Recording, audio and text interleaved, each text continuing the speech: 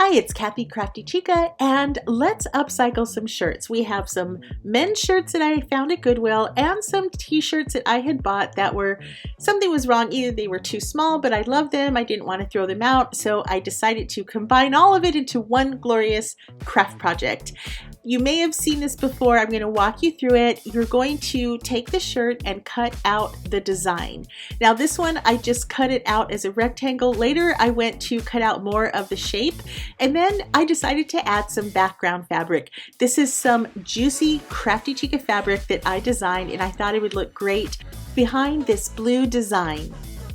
And we're just going to set this out. You could use some temporary spray adhesive to put the t-shirt down so that it won't wrinkle as you sew or pin. You could use a light interfacing as well. I used the spray-on basting and I was really happy with that. So I went through all the trouble of pinning this, and then I decided to turn it the other way and create a heart. Iron your shirt so that it's nice and smooth, and then decide where you want to place your applique.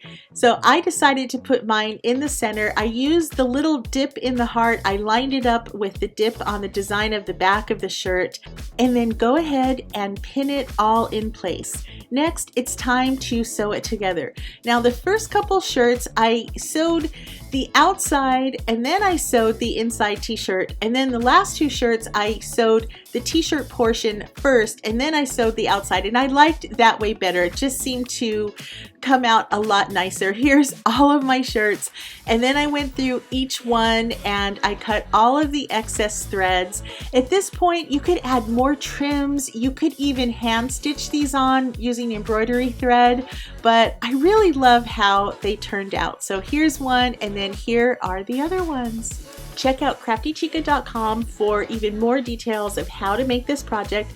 Thank you so much for watching. Make sure to give it a thumbs up and don't forget to subscribe. Happy crafting!